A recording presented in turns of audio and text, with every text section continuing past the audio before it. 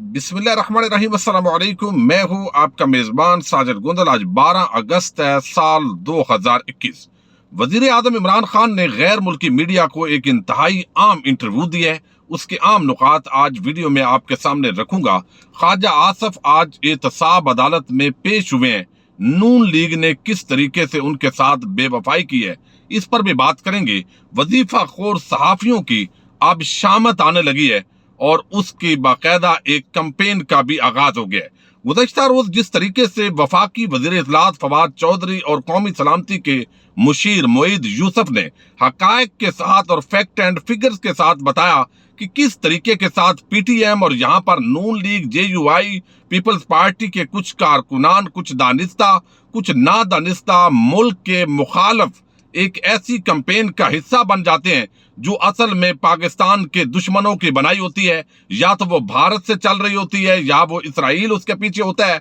और यहाँ पर पीटीएम के जो लोग हैं वो इसका आगाज करते हैं और फिर पूरी दुनिया के अंदर पाकिस्तान के खिलाफ एक कैंपेन का आगाज होता है। उसके अंदर कुछ ऐसे वजीफा खोर सहाफियों का भी नाम था जिनके जरिए पता चला, जैसे अमार मसूद है, जैसे और कुछ लोग हैं सहाफियों के अंदर, मैं नाम नहीं लेना चाहता, वो आप समझदार लोग हैं, वो भी इस कैंपेन का हिस्सा बन जाते हैं। गरीदा फारूकी हो, आसमा शरादी हो, हामिद मीर हो, तबका मलामतिया पूरा फिर हुकूमत से सवाल करना शुरू हो जाता है। फिर जिस तरीके से ये अमरीकी अड्डों का मामला चला, हमने देखा कि पहले जो है वो वजीर आजम ने इनकार किया, यानी सबसे पहले मीडिया में चला कि जनाब हुकूमत पाकिस्तान जो है वो अमेरिकन को अड्डे दे रही है ताकि वो तालिबान पर अटैक कर सकें। जब ये पूरी एक कैंपेन चली, उसके बाद वजीर आजम ने अपनी वजाहत दी कि हम बिल्कुल एब्सोल्युटली नॉट, बिल्कुल अड्डों का कोई ऑप्शन नहीं है, और अमेरिका अगर अड्डे मांगेगा भी तो उसको नहीं दिए जाएंगे, क्योंकि पहले हमने बहुत ज्यादा इस पूरी जंग की सजा भुगत चुके हैं। तो जब ये जवाब वजीर आजम ने दिया तो हमने देखा कि वो पूरा तबका मलामतिया, उन्होंने दोबारा वो एक और अखबार जो है वाशिंगटन पोस्ट, उसके हवाले से वो तराशे आगे लाना शुरू कर दिए कि जब जनाब अमेरिका ने तो आपसे अड्डे मांगे ही नहीं है तो आप ये कैसी बात कर रहे हैं। यानी खुद पहले एक माहौल बनाते हैं, उसके बाद उनको याद भी नहीं रहता कि हमने कल क्या किया था। अब अमार मसूद है, ये वैसे तो इतना चूंकि मारूफ आदमी नहीं है, लेकिन आजकल ये मरियम नवाज की खूब नौकरी कर रहा है। यानी ऐसे लगता है जैसे उनका सही जो बूट पॉलिश से भी नीचे कोई दर्जा होता है तो वहां तक है। यानी आप अगर साफी हैं, रोजनामा जंग के अंदर आप कॉलम लिखते हैं, आपके वालिद जो है वो एक मारूफ आदमी है, तो आप इंटेलेक्चुअल बनकर इस मुल्क के साथ वफा कीजिए। लेकिन आप इदारों के खिलाफ, अब कल उनका भी अकाउंट सामने आया कि किस तरीके से वो भी मुख्तलिफ जो सोशल मीडिया कैंपेन्स थी उनका हिस्सा बने, तो अब उनको मिर्चें लगी हुई हैं। ये जो पूरा तबका है, आप देखिए जरा ट्विटर पर, वो सारे अब उसको दिफा कर रहे हैं कि देखिए हम मुल्क दुश्मन नहीं है, ये आइन को तोड़ने वाले मुल्क दुश्मन है, ये ज़ियाउल हक, ये जनरल मुशर्रफ, ये अयूब खान, याह्या खान, ये ऐसे थे, हम जमहूरियत के लिए लड़ रहे हैं, हम ये कर रहे हैं। भाई आप रंगे हाथों पकड़े गए हो, आपको इतना बुग़्ज़ है इस मुल्क की फौज, इस मुल्क के इदारे और इमरान खान के साथ कि आप ये भी नहीं देखते कि ये मामला, इसका एंड कहां तक जाएगा। तो ये अब पूरी तरह जो है इनकी शामत आने लगी है। और अभी जो मीडिया रेगुलेटरी जो एक लॉ आ रहा है, ऑर्डिनेंस हुकूमत लाने की कोशिश करेगी, अगर कानून पास नहीं होगा तो इस पर भी बाकायदा जो सहाफी है वो मुतारक हो गए। हालांकि हुकूमत ये चाहती है कि अगर कोई भी फेक न्यूज देता है, अगर मैं नून लीग और पीपल्स पार्टी के हवाले से एक ऐसी बात करता हूं जो नाजायज है, तो उनको हक हासिल होना चाहिए कि वो मेरे खिलाफ कंप्लेंट कर सकें, वो सू कर सकें। लेकिन ये इस तरह का हक नहीं देना चाहते। वो समझते हैं जैसा भी बात करें वो मामला हो। तो पूरा जो तबका मलामती है वो इस वक्त बेचारा परेशान है, चूंकि उनके फैक्ट एंड फिगर्स आ गए हैं, पूरी डिटेल आ गई है। बात चीजें उन्होंने वहां पर सामने नहीं की, लेकिन एक्चुअली ये पूरा तबका उसके अंदर इन्वॉल्व है। अब हम आते हैं ख्वाजा आसफ पर। ख्वाजा आसफ बड़ा एक आम कैरेक्टर है। मैं पहले आपको बता दूं, चूंकि आज अभी हमारे फवाद चौधरी साहब जो है वो डिजिटल मीडिया के कुछ लोगों से मुलाकात होगी, तो उसके अंदर चूंकि मैं यहाँ इस्लामाबाद के अंदर मौजूद हूँ, तो शायद इसलिए गाड़ी के अंदर मैं अब नहीं चाहता कि रोज आपको तंग किया जाए, लेकिन ये चीजें चूंकि इंतहाई आम होती हैं तो वक्त पर देना ये जरूरी होता है। अब एहतसाब अदालत के अंदर आज पेश हुए हैं ख्वाजा आसफ। एक तो जब उनसे सवाल किया गया तो उन्होंने कहा, जनाब मैं कोई सियासी जवाब नहीं दूंगा, मैं तो यहाँ आई जो है वो अपना केस के लिए हूँ, مجھے کیا پتا کیا ہو رہا ہے۔ یعنی اس وقت خواجہ آصف وہ نالاں ہے مسلم لیگ نون سے۔ ان کا ایک تو سافٹ ویئر اپڈیٹ ہو چکا ہے، پہلے بھی ان کو تان و تشنیع کا نشانہ بنایا جاتا رہا دونوں گروپوں کی طرف سے، حالانکہ وہ بڑی باتیں کرتے تھے۔ لیکن اب دیکھیے نون لیگ کے دونوں گروپ یعنی شہباز گروپ اور مریم گروپ دونوں جو ہے وہ خواجہ آصف کو منہ نہیں لگا رہے۔ چند لوگ احتساب عدالت کے اندر ان کے اپنے تعلق والے پہنچے، انہوں نے نعرے بازی کی اور وہ وہاں پر انہوں نے حاضری سے استثناء کی درخواست دی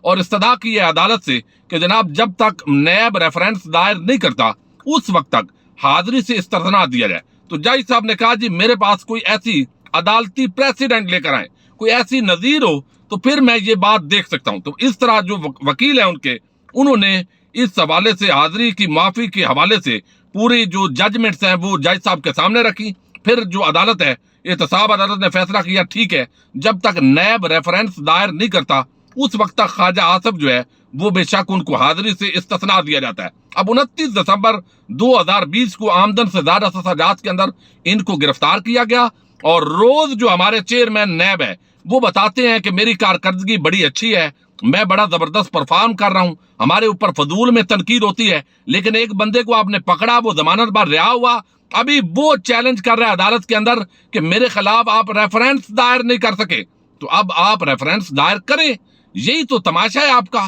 نون لیگ ہو، پیپلز پارٹی ہو، دیگر جتنے بھی الزامات ہیں، لیکن اس کے بعد جب عدالت کے اندر باری آتی ہے تو آپ کا نیب کا ادارہ ٹھوس ہو جاتا ہے اور کچھ ہمارا عدالتی سسٹم ہے جس کی وجہ سے یہ سارے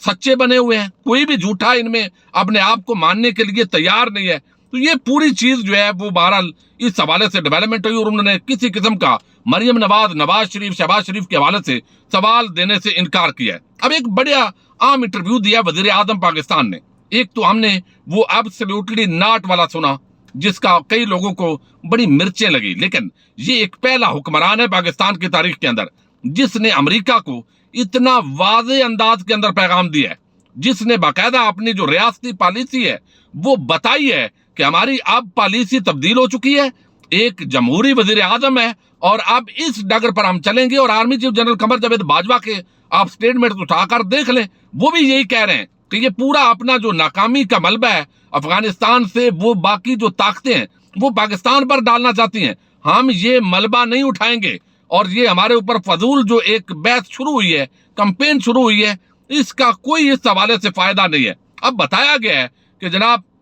وزیر اعظم نے کہا ہے کہ امریکہ نے بھارت کو اپنا اسٹریٹجک پارٹنر منتخب کرنے کا فیصلہ کیا ہے اور بھارت کو اسٹریٹجک پارٹنر منتخب کرنے کا فیصلہ کر گیا ہے، لیکن بھارت کو برقرار رکھنے کے بعد شاید امریکہ کا رویہ پاکستان سے تبدیل ہوا ہے۔ انہوں نے کہا کہ امریکہ نے 20 سال تک افغانستان کا مسئلہ فوجی طاقت سے حل کرنے کی ناکام کوشش کی ہے اور اب امریکہ سمجھتا ہے کہ اس کا 20 سال کا جو گند ہے، جو ملبہ ہے، وہ پاکستان اٹھائے۔ تو وزیر اعظم عمران خان نے کہا کہ یہ ملبہ اور گند جو ہے امریکہ کا پھیلایا ہوا، یہ پاکستان اب نہیں اٹھائے گا، یہ اب خود ان طاقتوں کو اٹھانا پڑے گا۔ اب پاکستان کے خلاف ایک بین الاقوامی سطح پر کمپین چلا کر آپ اس طریقے سے ناکام نہیں کر سکتے۔ انہوں نے کہا کہ جناب افغانستان کے تنازع کا کوئی فوجی حل نہیں ہے اور ہم واضح کر چکے ہیں کہ افغانستان سے فوجی انخلا کے بغیر پاکستان میں کوئی امریکی اڈا نہیں ہوگا۔